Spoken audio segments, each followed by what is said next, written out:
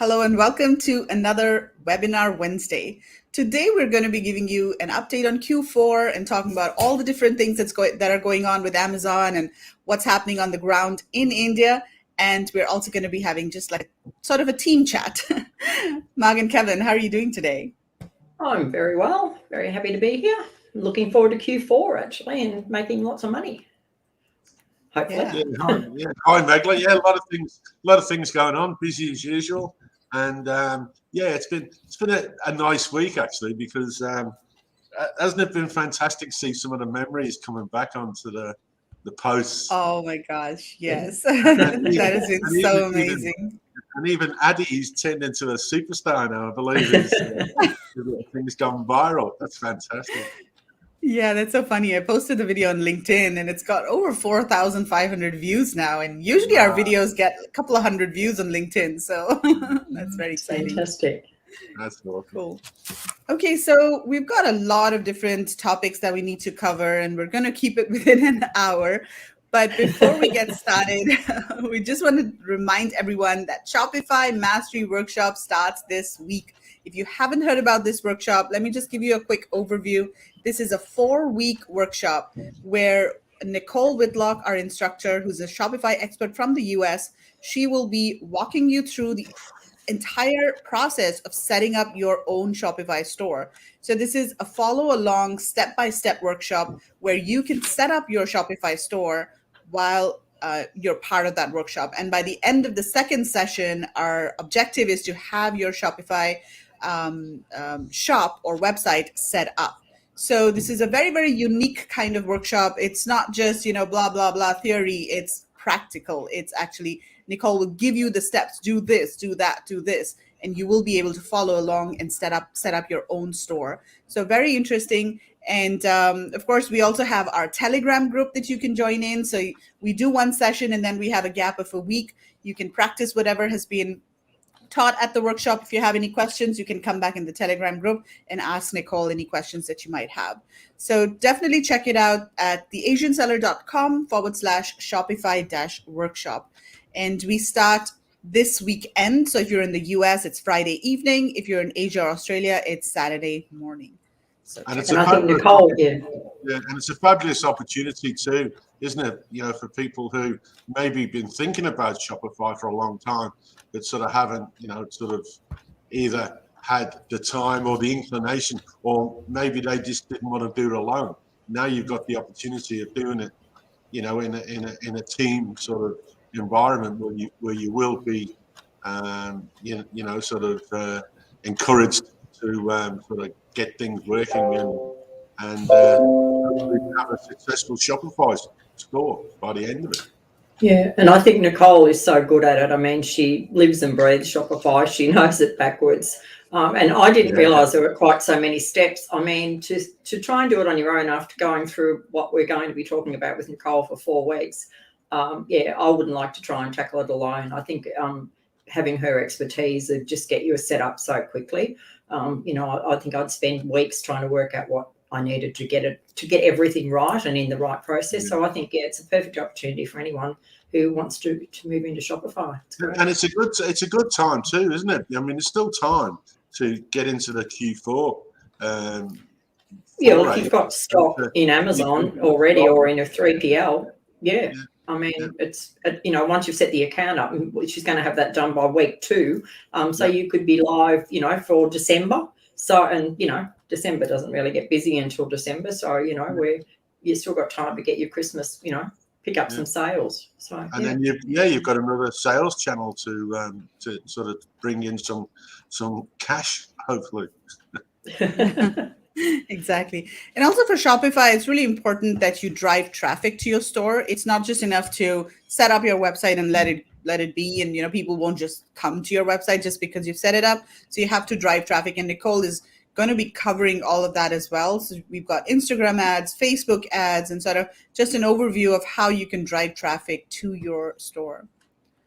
Oksana saying, will you have this workshop in the future? Yes, we are most likely going to have this workshop sometime, I don't know. We haven't set the date for the next one, but probably middle of next year or something. Yeah, we're not sure. But yeah, we're likely to have it again. But actually, we'll probably be able to still sell a recording of this one if people miss it and still want to jump on board. Maybe, if they don't, they won't be able to come back and interact as much, but it'll all be there and the processes will be there and all the questions. So if somebody isn't sort of quite ready at the moment and don't want to wait until, we do the next one, that's another option. They can contact Megla, and I'm sure she can organise that. Yeah, Oksana, if you want, once you're ready, you can always buy recordings of this workshop in case the next one is not going to be held soon. Okay, so let's get started. Guys watching, drop in a hi, hello, let us know where you're joining us from, and we will get started. So the first thing that we want to talk about is COVID update in India. So Kevin, that's over to you. Yeah, well, I thought we'd do a little bit of a COVID catch-up. And, this week and last week we've been talking to quite a few different suppliers and factories in India. And look, from what they tell us, things seem to be a lot more under control now, and most factories are playing catch up with production, but on the whole, it's sort of full steam ahead. And there's a sort of a bit of a vibrant sort of end, which will be a vibrant end to going into 2022. And so as far as that goes, and the other thing was small orders. We sort of touched on. Talking to some suppliers, some of the suppliers have mentioned that some people have, the orders are like less than 100, which it's sort of not viable, ladies, is it, really, to sort of do? Definitely not. No, not for the supplier and not for anybody who's looking at buying 100. The shipment will kill you and, all the work. So, look, I think people...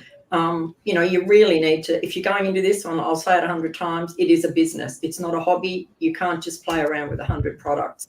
I would sort of think myself personally, if you're going to spend the money to do something, you need at least the barest minimum 300, because if it's successful and you're selling 100 a month, you're going to be out of stock before you can get your next lot of stock in. So I think you've just got to be, a bit, well, you're going into business, you've got to take a risk. If you're not going to take a risk in this game, look for something else, because it's not a game. It is an actual business where you've got to commit money and time. So we can't stress this enough. And, these suppliers are just saying that when they get somebody wants 100 and they've got somebody else who's doing, 3,000 products, what are they going to do? Look after the 100 or look after the one with 3,000? So you're going to go to the end of the queue, and that's why you're not going to get the good service, because the smaller orders, it's an inconvenience for them to have to even, design it, do a box, everything for 100, and the shipping, everything, even down to the port or to the air, to the airport. If you're doing it by air,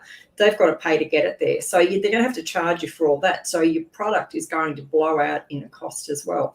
So enough on that one. Back to you, Kev. And sort of shipping. If we could just sort of touch a little bit on the shipping too. I mean, we've seen shipping stabilize a little bit around the place, but I mean, I doubt whether it's going to get a whole lot better until sort of well into the new year, or until Q4 backlogs have sort of cleared. But we've been told by some suppliers in India that sales have increased by at least 50% this year, and so there's a lot of stuff being done. Sort of it's like people think, oh, India's closed down, or the shipping's all clogged up. But behind the scenes, from what we've been talking to suppliers, like I said, it's sort of full steam ahead, and they've got their full crews back to work again, and life's just going on now because most people have got vaccinated, etc. And so hopefully, as I say, once 2022 turns around, we can get back to pretty well normal. We would hope, anyway. Yeah, and I think, look, you might find transport costs are a little bit more expensive. As we all know, fuel wherever we go around the world has gone up a huge amount. So I think, you're probably going to pay a little bit more for transport obviously from, your supplier to the port, and from the port to Amazon or your 3PL. It's going to be something that affects every single commodity. It's not just us Amazon buyers. It's another fact of life. And I think if you watch the news, you'll see that everyone's saying, everything's going to be going up. All the groceries are going to be going up. And it's all because of all this logistic cost. I mean, people have got to get the money from somewhere to pay for it. And guess who pays? It's the people at the end. So we've got to be smart and be able to increase our price enough, put it up a little bit to make enough margin. So it's something else. If you're looking at a new product, you need to take into account, though. You need to maybe, add a little bit more to each product, because these are probably here for a long time, because I don't think fuel's going to drop overnight again. Right. And also a lot of suppliers, just going back to the small orders topic, some suppliers that we've spoken to in the recent past have told us that they don't want to receive orders of 150 pieces, or inquiries through our website, and they have actually asked us to specify on their webpage, minimum order is 300 pieces or 500 pieces, or even a minimum order value. So we are going to be making those changes, and soon for suppliers that have specified this, you will not be able to send inquiries if your orders are pretty small. So yeah, I think we're looking at about 300 pieces minimum. So that it's a good experience for you as well, right? But MOV, minimum order value, is a great way to do business in India, isn't it? Yeah, absolutely. Yeah. If you want, I can't see if you just have one SKU. If you can do a minimum order value and you can have multiple SKUs. I mean, hey, for a certain amount, for investments, you can have multiple SKUs, and if one fails, sure, they're not all going to fail, are they? You know what I mean? So it exactly gives you a bit more. And I think if you do minimum order value, just say you do an order of $5,000 and you might do 2 products, that's a lot more economical for you to ship. And the shipping is another thing that is, until you start doing it and you understand. But if you're doing a sea shipment, every sea shipment has a cost of about $700 roughly on it that you cannot get rid of, whether you're sending 1 carton or 1,000 cartons. This is a component of sea shipping. So you're going to be paying. So if you're only sending in a really small shipment of 200 or 300, that $700 has got to be divided against that before you start. Then on top of that, there's the actual sea shipment actually moving on the water, which is another component. This is just paperwork that you can't get out of. So I think, and even like to do air shipping, if you're going to be paying a dear for that as well, because obviously the cost of air shipping isn't as cheap. So I think it's just something that is a win-win. If you do you'll probably get the same amount of product by saving all this extra $700 and all the bits and pieces, and you get a better price. The manufacturer is not going to give you the same price for 200 as he is for 500. You're going to, because they can spread that transport. When you're doing FOB, they've got to pay for the transport down for you, so they can spread all these costs over more. So I think, it's just something that people have got to. And look, if you go to China, you'll be lucky to find anybody who'll give you anything under 1,000. I mean, we were doing orders at 2,000 and 1,000 from J. in China, and boxes. I mean, they even make you take 1,000 or 2,000 boxes because that is the rule for China. So I think, you just got to adapt a little bit. And if you're coming over from China, you should be used to it anyway. Yeah. Right. And interestingly enough, we've been speaking to, behind the scenes, we've been speaking to, sort of factories over the last month or so. And, some of the, they're not just small factories. Some of them are huge. Huge factories, yeah. We're actually, sort of overseas, and we know some of the bricks and mortar stores that they sort of sell to, some of their own brands and stuff. So they're not just little. They only know containers. Exactly. Yeah, a lot of them only know containers. The supplier we were speaking to day before yesterday, Kevin, I mean, they were saying that they're doing 40,000 piece orders for, one of those big brands. Are they going to really care about your 200 pieces? Probably not. But we're going to be bringing those people through Viz shows, to the end of this year and starting 2022. So we've got a lot of really good factories that's still going to come on board, but obviously we have to sort of do vet them and then sort of bring them onto Viz, which all takes time. We can't just sort of willy-nilly add them to a list. So So the next one is raw material prices, and we've been again talking to suppliers, and this is what we're hearing from multiple suppliers, that raw material prices are up. And this is not only in India and China, globally, in fact. raw material prices are going up. And as Mark was mentioning, transportation, petrol prices are going up, and that's affecting everything. But just to give you an example, for wooden products specifically, now mango wood, about 6 months ago, the price was 700 rupees per cubic foot, and now it's about 835 rupees per cubic foot. So that's a bit of an increase. And this is the price for approximately 1 inch to 1.5 inch thickness. And then, so how does this translate to the price of a product? So let's say if you're sourcing a chopping board, and the price of that chopping board was about $5.30 last year, 6 months ago, and now the price is approximately $7. So that should give you an idea of how much raw material prices have been increasing. And this is not only wood, we're also seeing metal prices increasing across the board. So you should expect some an increase in your quotes if you have been sourcing from India. And some suppliers are actually absorbing the cost. Now, this is also something that we are seeing, that if you have a good relationship with your supplier, they are actually absorbing the cost at this time, because they understand that buyers are also facing higher shipping costs.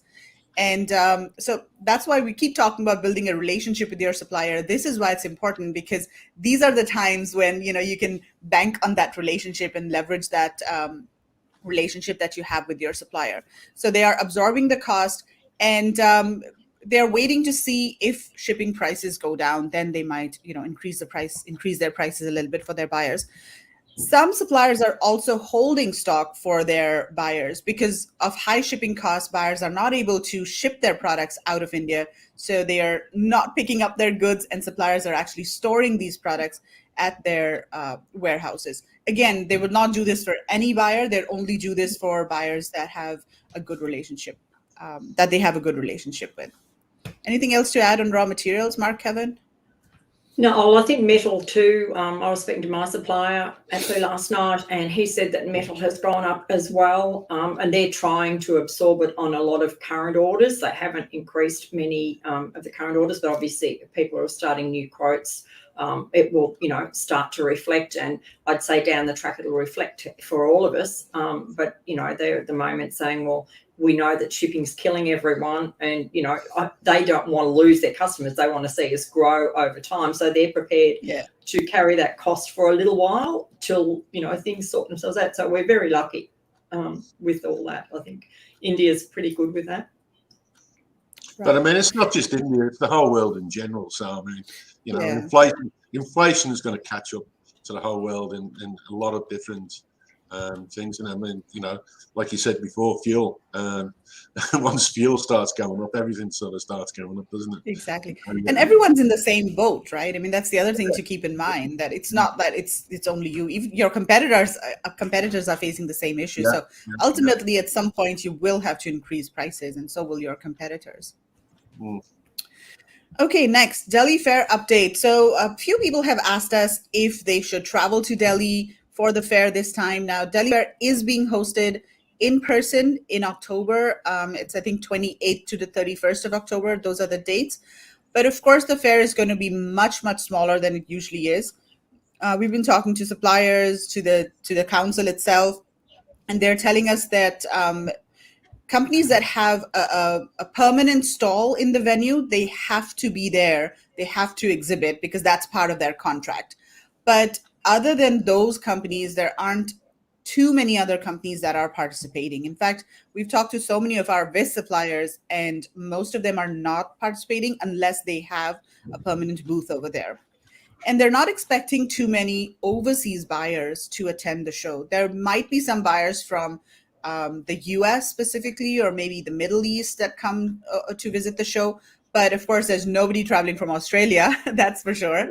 Australia, New Zealand, Singapore, no travel.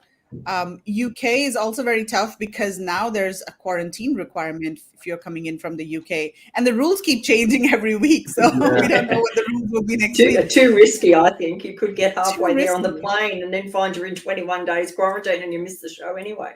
Exactly. Yes. So, I mean, we decided not to go ahead with India sourcing trip this time, even though the fair is being held in person, because it's just too risky. The situation is still very volatile globally. We were talking to somebody the other day, and they were coming back from Australia to Singapore, and they had a stopover in Taiwan, and now they've been stuck in Taiwan for 4 months because all flights were stopped, while they were there on their stopover. So we don't want to be stuck somewhere in a different country for months just because of this. So it's just too risky. If it happens to India, if it happens to us in India, Megla, at least one of us would be able to do some research. Yeah, but if I'm going to be stuck in India, I want to go down and do my boat down at Bangalore, and I want to do all that. Yeah, I don't want to be stuck. Go to Goa and all those things. I don't want to be stuck somewhere in a quarantine hotel or something. No, you're staying in Delhi, mate. Beep beep. Right. So, but we are going to be doing the fair, hopefully next year. We're not sure if it's going to be April or October. Let's see how the situation unfolds in the next couple of months. But most probably Delhi Fair will also host a virtual edition. We're still waiting for confirmation. And we are also talking to the fair organizers to see if we can do some sort of a live streaming from the fair right into our group. So buyers, people in our group can actually interact with suppliers directly at the fair. So let's see how that goes. Okay, so I think that's it on the sourcing part. And so Marg, over to you now for some of the other Amazon bits. Yeah, all right. Well, look, I think I'll start off with Q4. Now, everyone should know Q4 started back on October 1, and your storage costs went up to $2.40 a cubic foot per month.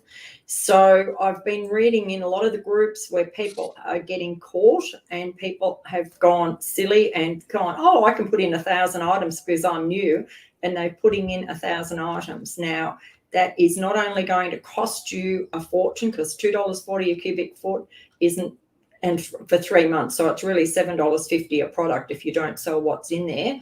If you've got, cubic foot's not much, so depending on the size of your product, but you could be spending half of that, so at least just on Amazon storage. Now, what's happening is, though, now, like, I know a couple of people who have been selling for years and got their storage limit increase. We all got an increase about, 2 or 3 weeks ago. Mine went up, mine doubled. And a few of the people got, and I was reading these posts, I've spent all day doing shipping plans. So they have filled their capacity now, but they all got a message this week, or some of them, that they don't have that limit anymore. They've reduced their limit back down. So now they're going to be paying $10 a cubic foot penalty on top of the $2.40. So, and I mean, to pull them out, we all know you don't want to pull it out. So you've either got to pay $10 a cubic foot or pull it out and probably have half your products destroyed, or they'll be floating around the world for the next 3 months. You won't get them back in time to get them in for Christmas if you pull stock out now, because if you haven't ever done it, once you ask to get some products out, it can take weeks and weeks before you even get some of them back to a 3PL. And then they've all got to be reboxed because they won't come back in your cartons and they won't be in the right sizes. So it's a major thing. So please, if you are starting to ship anything now, only ship what you need. Now, Amazon do help you.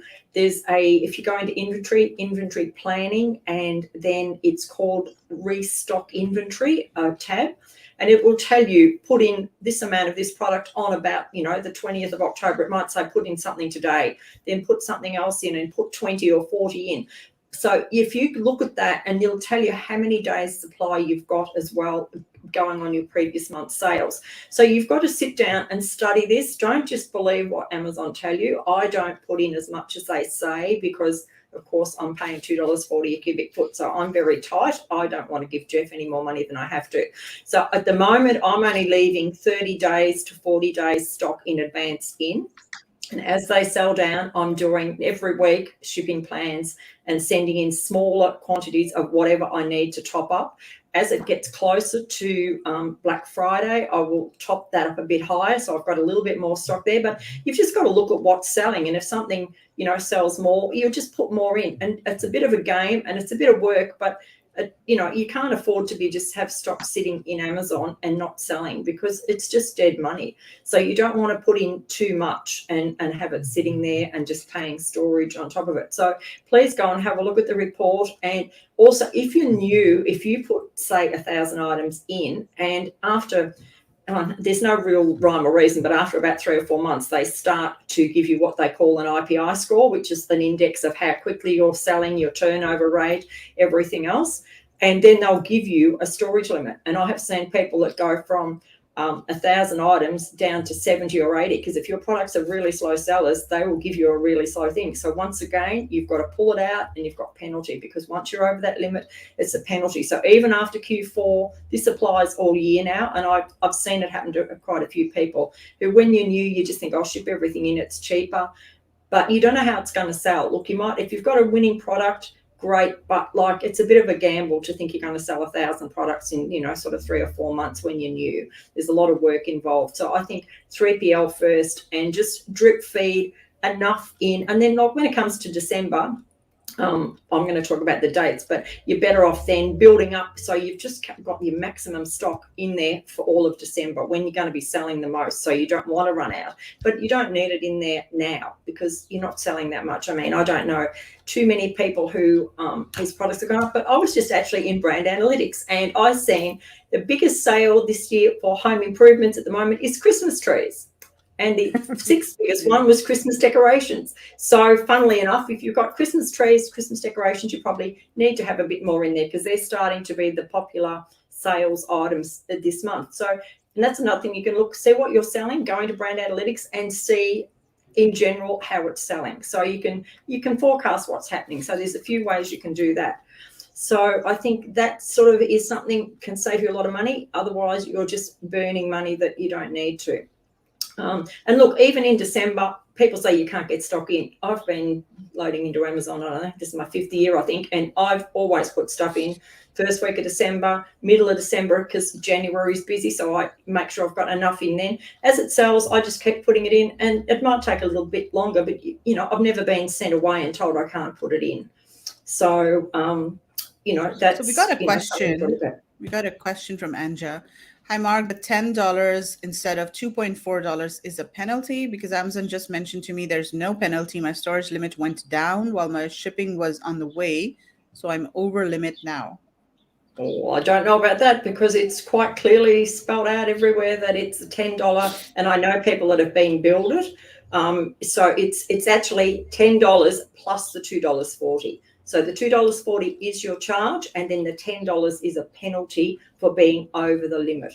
So your penalty storage limit went down while shipping. So unless they've put an exception for you, but I doubt it because, I would be watching what happens, but I would imagine you'll get hit with it. If you go and read in Amazon, it's quite clearly stated in their terms that there's a $10 penalty for anyone over the storage limit. So unless they've done something that, is nice for a change, you might get away with it. But I know a couple of people this week that have had their limit reduced. They're not very happy because they're up for, this extra $10, which has just killed their whole margin. So, that's interesting. So we've got one more question from Arun. Do manufacturers from Gujarat come to Delhi Fair? So this is the Handicrafts and Gifts Fair, right, Arun? So if there are manufacturers in Gujarat of, hand printed, block printing or any of the other handcrafted kind of products, they might be there. But I don't remember seeing too many other types of, products at the fair from Gujarat. They're mostly Rajasthan. There's a lot from Moradabad, Jaipur, Jodhpur. Yeah, those kinds of, handcrafted kind of products. I don't remember seeing too many from Gujarat, but if there are, then they're mostly the handcrafted products. You could probably send to EPCH an inquiry to EPCH to see if there is any people from that particular region mentioned. Yeah. Okay, what's next, Marg? Okay, next one. Now I suppose the next biggest date coming up is Halloween. Now, if you've got Halloween products, you would have been selling probably, really crazily now because Halloween's been pretty high on brand analytics for the last 2 or 3 weeks. Look, you might find if you've got certain products, because there's a lot of parties, so people might buy, home party goods and, even things to serve food on. You might find you get a bit of an uptake with Halloween. But I think you'll probably then find the week of Halloween or those 3 nights that everyone's celebrating all over America, it'll be probably Amazon might be a little bit quieter for those few days. So that's sort of, to me, Halloween isn't a big thing unless you've got something that's specific to it. So then we've got coming up is Black Friday, Cyber Monday. So I think that's the 26th to the 30th over that weekend, but I think Amazon sometimes even start a day early. Now, with that, to have enough stock in for that, they're saying they're closing the date for Amazon to get things in and guaranteed that it'll be available is the 2nd of November. So you haven't got long. No, 15th. 15th of November, is it? Yeah, 15th November, and then 2nd December is Christmas. Oh, okay, that's all right. Oh, that's pretty quick. Yeah, that's not too bad. Yeah, that's too many dates for me. Yeah. So I think if you sort of plan on doing that now, unless you've been invited, you would have probably got an email from Amazon if they wanted you to do their lightning deals. And you probably would be a bigger seller because they charge, it's $500 to participate, and you have to give at least 20% discount. So, unless you're quite a big seller and have got a good margin, you're probably not going to be doing that. You'll know if you have already registered for that. But what you can do is it's called Prime Exclusive Deals. So if you actually go into deals on under advertising, it'll come up with Prime deals and it'll have the dates and you can fill it in. It's quite simple. You just go in, but you have to give 20% off once again on that to be eligible to put that in. And you have to have, I think it's 4 stars. There's a bit of a criteria, but it's all spelled out quite simply. So go down and see if it applies to you. And what you get is, I think you'll get a little orange or a green badge if you've got a coupon on, but it gives you a blue one and it's just on for this cyber weekend. So you'll get a blue deal and people will know that that's what it is and be looking for it. So that's something you can do if you want to participate in it.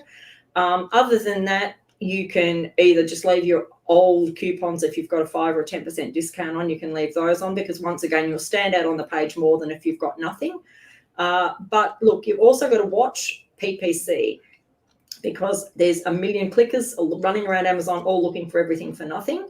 So they'll be clicking wildly on all the products. So you'll find that your PPC spend will go through the roof. I don't increase mine. Some people triple their budget and all that. I don't play that game because I'm in a niche where I don't have a lot of sales. Only about under 10% of my sales each month are from PPC. The rest are organic. But if you're highly relying on PPC to sell, if most of your sales are through PPC, you might need to increase your budget if you want to sell because you'll find your budget's going to be gone by you wake up. If you're from here in Australia, you'll wake up in the morning, you'll have no budget left because you'll be surprised how quick the PPC goes through. So and that's because people are clicking around a lot, just looking for deals, they just look, right? Yeah. And I think the biggest deals that come out of all this really is Amazon because they'll have the Echo Dot on for half price. And then, of course, people expect us little private label people to be able to take 50% off. Well, you can't. I mean, taking 20% off for most people is probably most of their margin. So you've got to, think about this. Do you want to give off, if you've only got a 22 or 23% margin on your product, do you want to give 20% off to make 3 or 4%?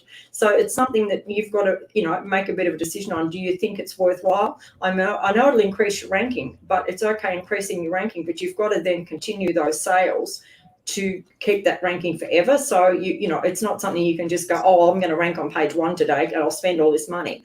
But, very quickly after that, you can drop back again if your sales don't, stay at that same level. So it's each person and each product will be different. And you've got to, make that decision on your own profit margin. But don't just think, I've got to do this because I've got to be part of this and lose money to do it. So, it needs a bit of forethought, a bit of business planning.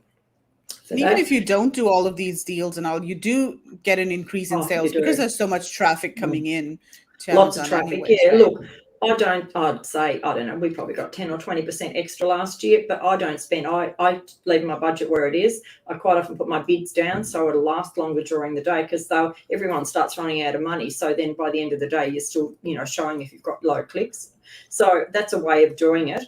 But look, it depends. Everyone's got a different model. Some people love this and go crazy and want to sell, a lot, but they're usually the bigger sellers. If, most of the people here who are listening are probably new, got 1 or 2 products. and not selling thousands a day or a month. So I think you've got to look at where you're at in your business. If you're scaling really big, yes, it's a whole different ball game, and you probably got invited to be part of these deals and everything else. So it's a little bit different. So got a couple of questions from Meg. Yep. They keep changing allowable number of units in storage every week. How are we supposed to keep track of the $10 fee? As of Monday morning, they took my storage down by 3,000 units. So I'm over 3,000. I'm 3,000 units over now. So how is the $10 charge calculated? It's per month by cubic foot. So if you're over 1,000 cubic feet, I hate to think. I don't know how many. Do they give you some time? Do they say that, okay, you've got like 10 days, 20 days, whatever? Not that I know. Well, this is all new. I don't believe so, because they've just sort of started doing this. So I think once you're over, that's it. So I think, it's, and look, how strict they're going to be, we don't know till somebody gets a bill. But I know a couple of people who have already been billed a huge amount for it. It's like a huge fly trap, isn't it?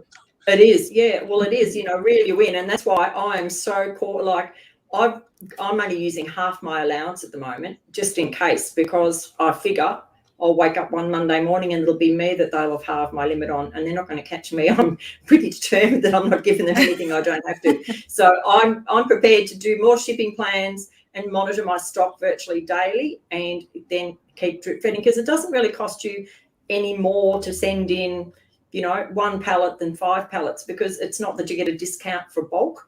It's done by the weight of what you're shipping in. So it doesn't matter if you only send in 3 cartons today and you send in 30. So I think, I've just been doing that, and that's why I'm going to keep going. And so far, so good. Touch wood here. Mine are still only taking a few days to go in, whether it's an LTL or an SPD. Mark. What do you recommend for PPC when running lightning deals? Do you recommend keeping bids the same, taking them up, or stop campaigns completely? Well, your lightning deal is probably only on for a few hours, and I don't know whether now, if you know the actual hours it's going to be on, because sometimes they'll just give you a time. I don't know whether they've allowed this. I haven't actually seen the deals that anyone's got, so you'll have to have a look and see. But it's probably only on for 6 or 8 hours, so maybe you could reduce your bids for that time, because you've got the lightning deal running, but you're going to have to quickly go back to your PPC and change it back again, because it's really only a short window. You've probably only got, I don't know how many hours they give you on a deal. It's not a huge amount. So you'll need to really work through what you've got and decide whether it's worth the effort to go and change all your PPC and how much you've got running. Or you could maybe just change your whole dollar amount over all your bids, so you only spend X amount for that particular time and change it back up later. But that means it's probably going to stop running, because people are going to be, maybe if you've got the energy to go and reduce all your clicks down for the time, but it depends how many campaigns you've got running, Mac. It's a lot of work if you've got a lot of campaigns. Okay, what's next, Mark?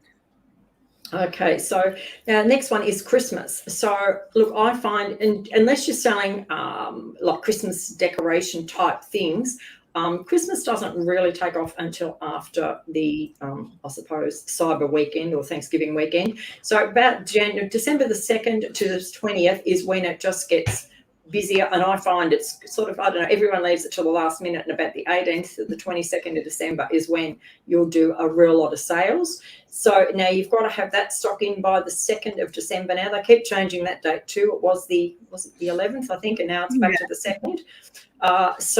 And once again, watch your PPC, because there's just so many people looking for Christmas presents. They're all going to be click, click, click. So I find I spend a lot more in December. I do let my budget go up quite a bit, because there is so much, sort of shopping done. Look, depending what you're selling, some people might even see an increase, but like my stuff is all giftable in, a different sort of a way, I suppose, for, different present type things. So I find that, most of my products I sell double of in that time. But it's dependent on what you're selling, whether or not you're going to get a huge increase. But just watch your PPC, and that should be something you monitor every single day and see how much of your budget's going. Maybe reduce your bids back if if you want to keep selling throughout the day, and you don't want to just be, clearing out a budget by, by sort of early morning or something, because it'll go fairly quickly, even overnight. So I think that's sort of probably Christmas. And the next thing is January. I find January is really good. In fact, January has been my best month for the whole of 2021 because there are so many gift vouchers out there. People get so much Amazon gift cards for Christmas, and sort of probably, about the 27th of December or something, you'll find that it'll just go on right through. We had a really, really good January last year. So well worth doing. And once again, just look at just how your sales are going. So if on the 20th of December you're selling heaps, do another order and put some stock in so you've got stuff in there to carry through January. Don't sort of go, oh, I've done Christmas and forget about it. Keep continuing to plan that stock, so you're going to be probably nearly as busy in January as you are in December, maybe 50% down or something. It just depends on what you're selling, once again, whether it's something that people are going to buy with those gift vouchers. So then I think the biggest thing is now, the part I hate is, if you don't know already, Amazon will allow people to return anything they buy from October 1 till the 31st of January, up until the 31st of January. So somebody who bought my product on the 1st of October can have a lovely time using it and send it back on the 31st of January and get a full refund. So you're going to get, in February or even late January, quite a lot of returns. It's just the way of Amazon.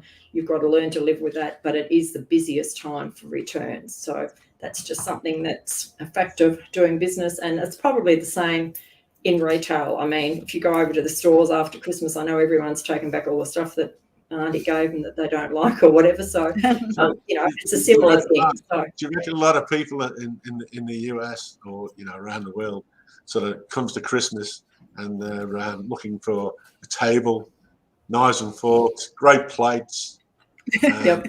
all the trimmings? You just order it on Amazon, have a great day, and send it all back. Oh, I'm sure. In fact, I do sell a tray, guys, and after Thanksgiving, it'll hold a turkey. And after Thanksgiving a couple of years ago, I got 2 returns that went back to my 3PL, and they said they were still full of the fat from the turkey.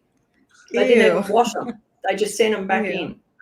So, like, people do it. So I'm sure if you're selling nice table decorations for Christmas or something, that people won't want them in the new year, so they might get returned. But look, you should have known, like things like that, you've got to build all those into your costs when you're setting up. You've got to build in for your returns 5 to 10%, depending what you're selling. It's another fact of storage theft in a retail. It's the same thing. Any business you're in the world that's selling stuff is either going to have theft or returns. So it's just the same on Amazon. Probably a little bit, I think, easier to return on Amazon than any other platform. We've sold on other platforms here in Australia and had virtually no returns because they have to have it back in the original box. It has to be unopened, Amazon will take anything back.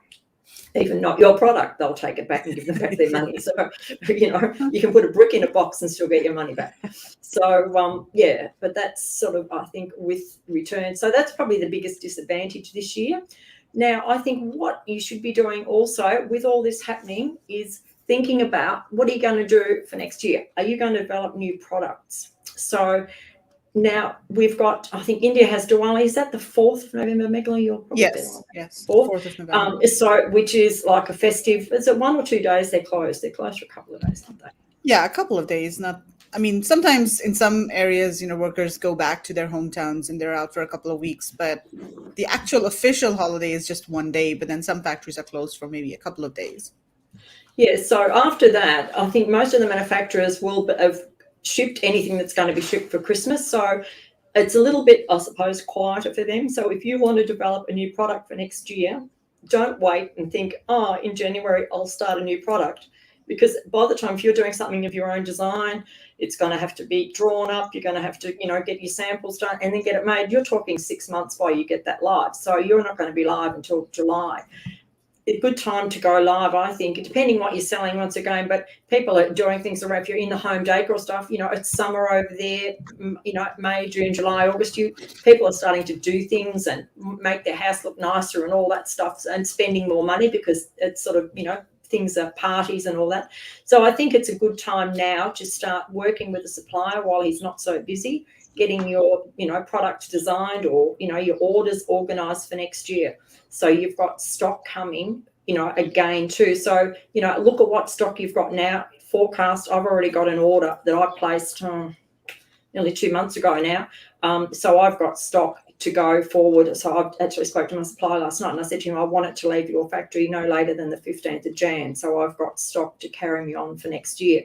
So don't sort of just think about this year. You've got to think ahead a long way. So it's like, you're going to the stores and the winter clothes start coming in, the start of summer almost now, because the manufacturers and all the wholesalers and everything just work so far ahead. So we've got to do that as well in our business. So you've got to start working ahead and, make a plan, set yourself some goals. And I think, most people wake up after New Year's Eve and go, oh, what am I going to do this year, and start a plan.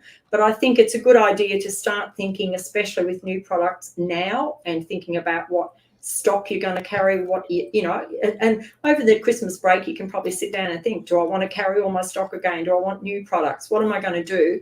But, you need to be working on it to get yourself live. Otherwise, you're not going to get live, till July next year. So do you want to miss all that summer period? So I think that's something else people need to take into account.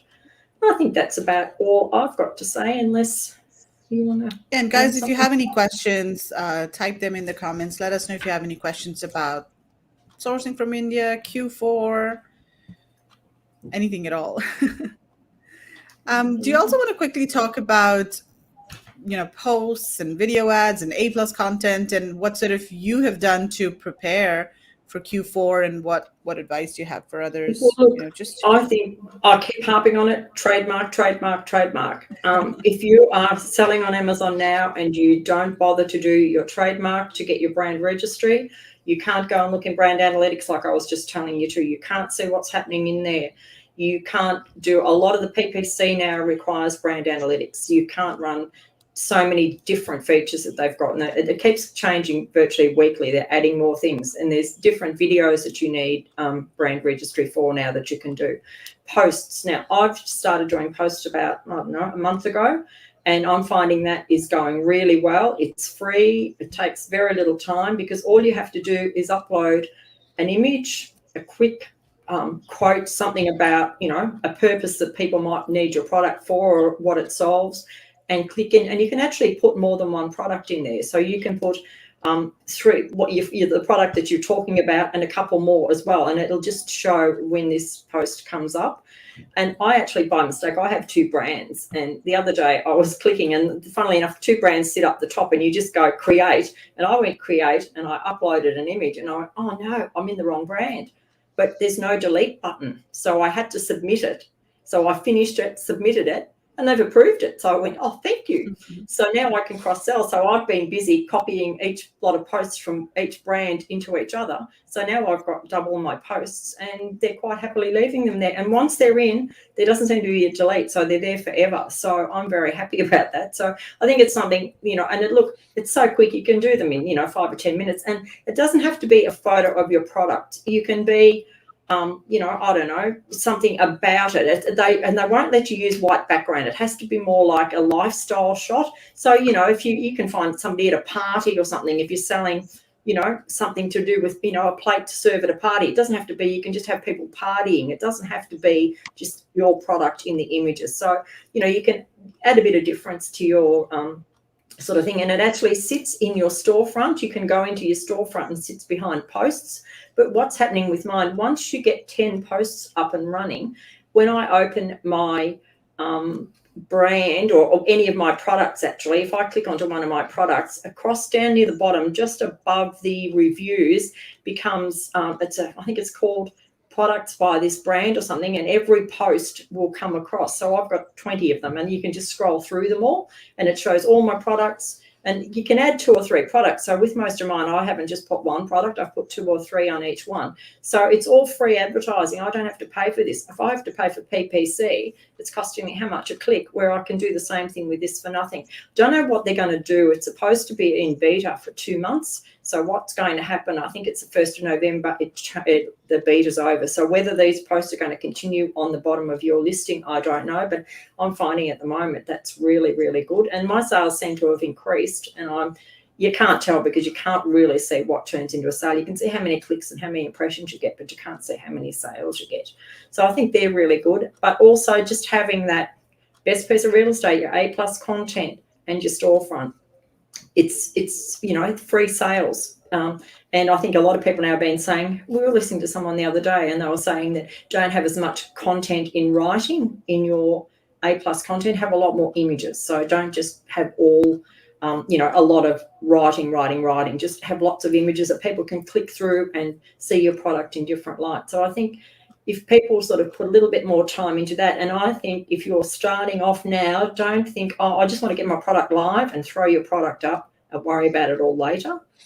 You've wasted the best opportunity because you've got that month of honeymoon period or so there when you're, standing at the front of the door and everyone can see you. So you want to have that A+ there and that storefront there because you want to look like your business. You don't want to look like, oh, this is my first trial product.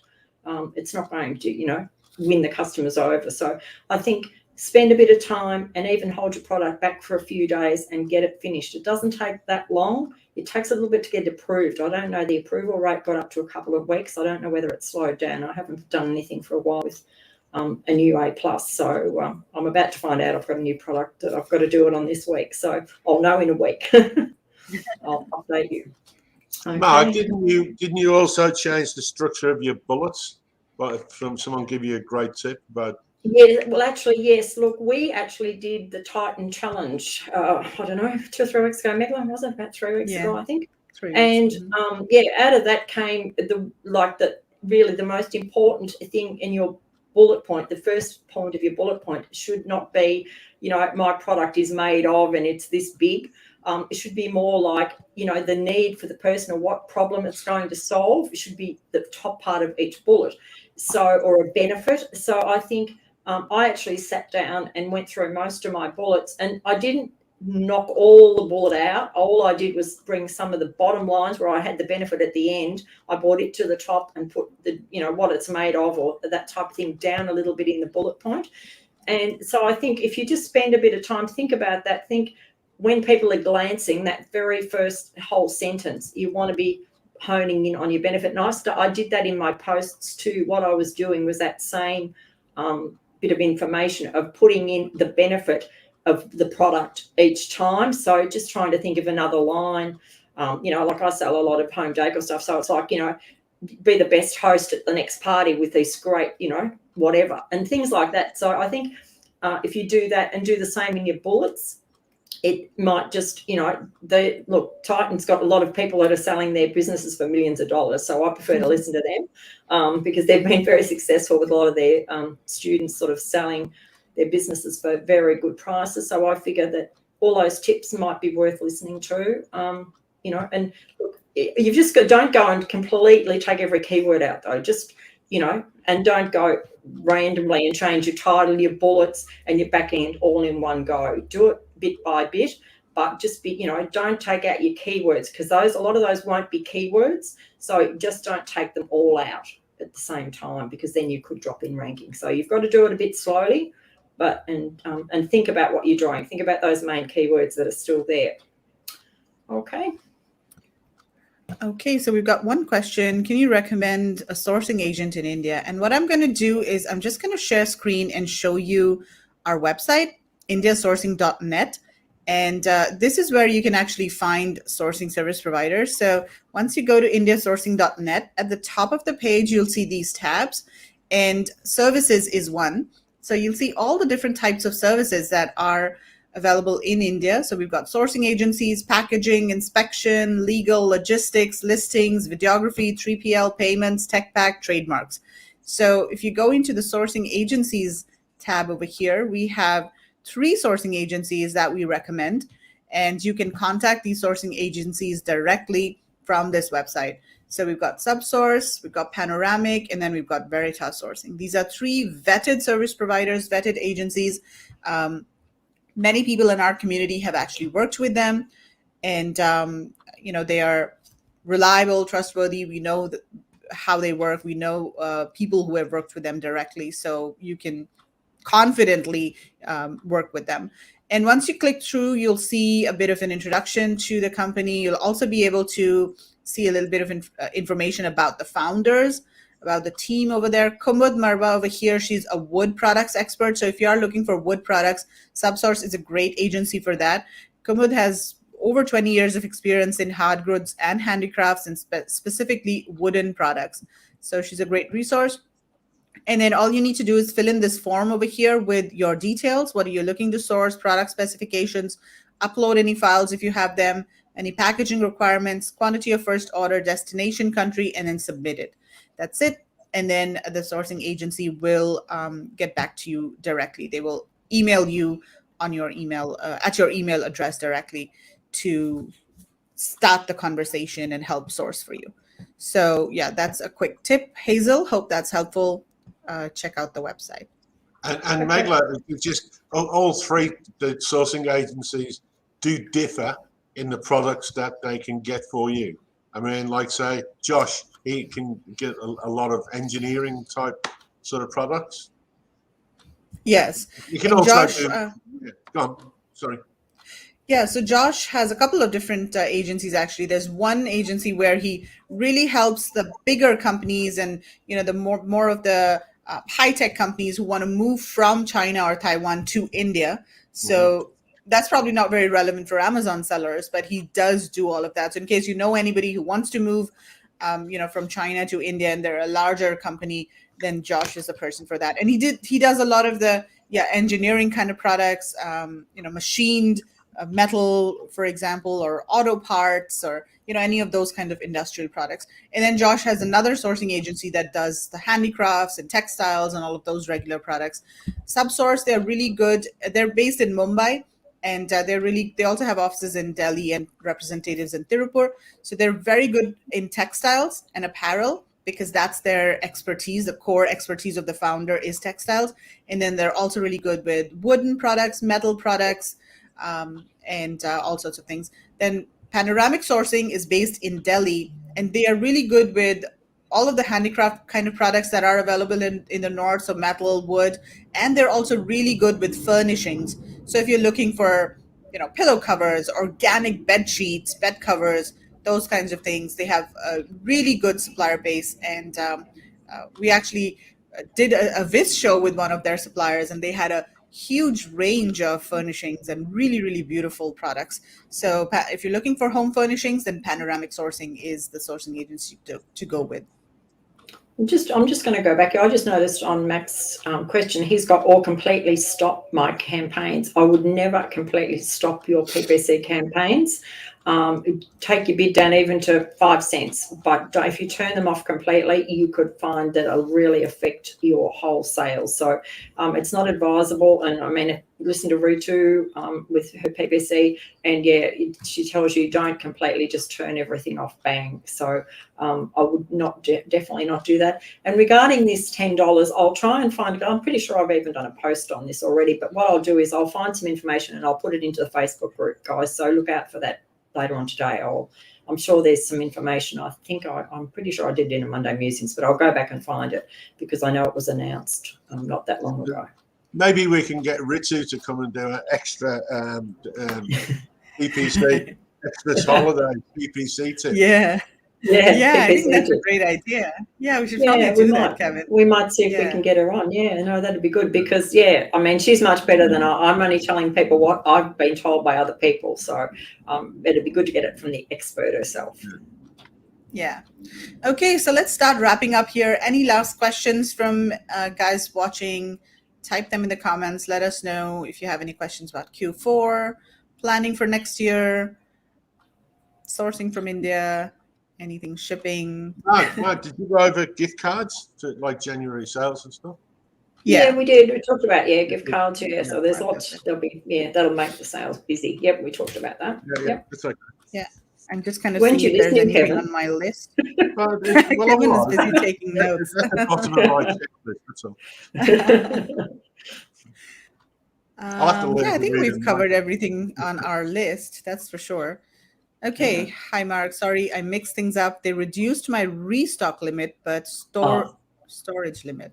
hence no Okay, penalty. yeah. Okay. Yeah, no. So that's okay. Your restock limit, it will be because it's your actual storage limit that gets the $10. So your restock limit you just won't be able to put it in. They won't allow you to put more in. If you've only got a $600 stock, a 600 piece stock limit, when you go to do a shipping plan, it won't let you do it. So that's okay. Yeah, it's the storage that is the part where it's got the $10. Okay. So that's good. You don't need to panic. Yeah. Don't have to take. Okay. You don't have to take out a loan to pay Jeff. Exactly. Okay, before we wrap up, just another quick reminder that Shopify Mastery Workshop starts this week. And this is an amazing, very unique workshop that we've put together with Nicole. And you can actually follow along and set up your own Shopify store during the workshop. So it's a 4-week workshop, and Nicole goes over everything you need to know to set up your Shopify store, starting from what type of business you should set up, your mindset when working with Shopify, and all of the different apps that are available, Shopify themes, how to drive traffic to your Shopify store once you've set it up, and just a lot of content. So if you go to the website, theasianseller.com/Shopify-workshop, you'll see the agenda for each day. And there are like tons and tons and tons of topics that we're covering on all of the days. So really a lot of content. And we have scheduled each session for 2.5 hours, but I think we're going to go over because there's just so much content to cover. So we'll see how that goes. Thanks, guys. Awesome info. I missed the beginning, so we'll re-listen. Yes. Hi, Lois. Hi, Lois. Hazel. Awesome. I'll be there. Great. Yes, Hazel, you should definitely join it. Yeah. Okay. Anything else, Mark, Kevin, before we sign off? Well, I don't think so. Just let's get these Christmas sales going, guys. Let's all make some money. Yes, absolutely. That's all what on Christmas. we're here for. Jingle bells all the way. Yeah. Yeah. We'll have to start running our Christmas hats soon, guys. Yeah. Cool. But Also, at a least- quick reminder that we are going to be hosting the Viz show this Friday. So Friday early morning in the US and Friday 8 p.m. in Melbourne, Australia. So, yeah. We've got a really interesting one, haven't we, too? Yes, absolutely. We're actually going to be doing a factory tour of this organic products factory. So organic textiles and materials. It's a mid-sized factory. It's not very large. So don't expect like fancy equipment and, like very high-tech kind of a factory, but it's a mid-sized factory. But what's great about them is that they are very, very eco-friendly. So not only do they produce organic materials, and they actually do the weaving and everything in-house, they've also got their own farms to produce organic cotton, but they also run on solar energy. So the entire factory runs on solar energy, and a really, very, very sustainable, eco-friendly kind of production and products. Very interesting and really nice person as well. I mean, Akhilesh, we've spoken to him a couple of times. We were quite amazed, weren't we, when we sort of had a look around a little, and we were amazed. Yeah, exactly. And the thing with this factory is because it's a mid-sized kind of factory, they do accept, kind of small orders, because for apparel and textiles, the orders can be very large. I mean, the MOQs can be very large, but so because this is a mid-sized kind of factory, we think that they're good for Amazon sellers because they do accept small orders. But again, it's not like 200, 300 pieces. I mean, for apparel, the order, the MOQs are kind of higher.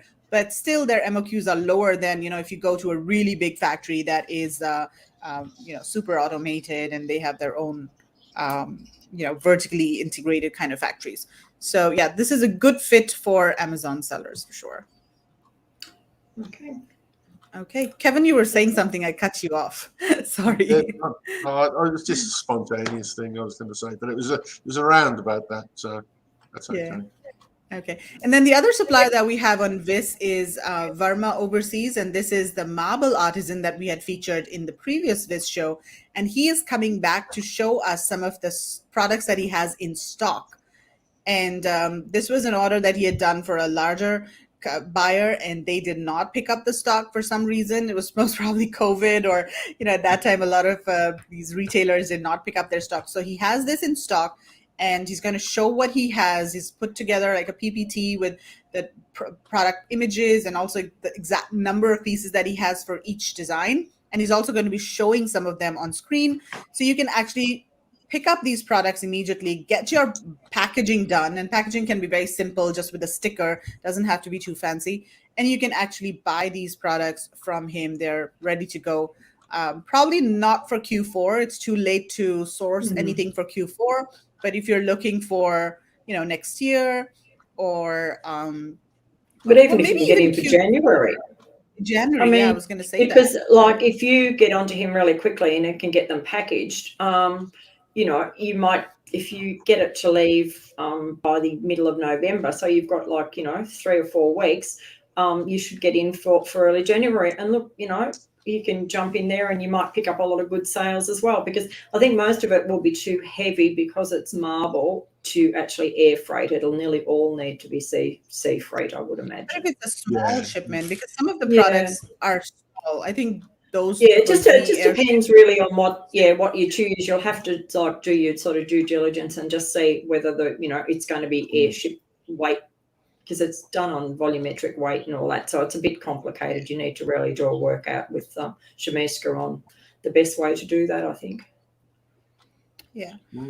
But I was looking at some of his products, and most of them are soapstone, which is lighter than marble. So that's one thing. Yeah. And most of them are smaller products. So they're, shot glasses or sake glasses and bowls and other sorts of things. So, but we'll see. We'll have to. What was that? Didn't he have some soapstone, like sort of ice cube? Is it when inside? Yes. Yeah, whiskey stones. Didn't he? Yeah, I forget what you call them, but yeah. It's sort of like a carafe, wasn't it? Sort of, what you sort of put sake in, but like a sort of wine carafe too. You could probably use. He did. He had some really nice stuff. Yeah. So, something to look forward to. Yeah. Exactly. Cool. All right. So let's wrap things up and let's end this team chat. That's what we are calling these now, team chat. And so we will see everybody on Friday. Thanks a lot for joining us. Okay. Bye. Bye, everyone.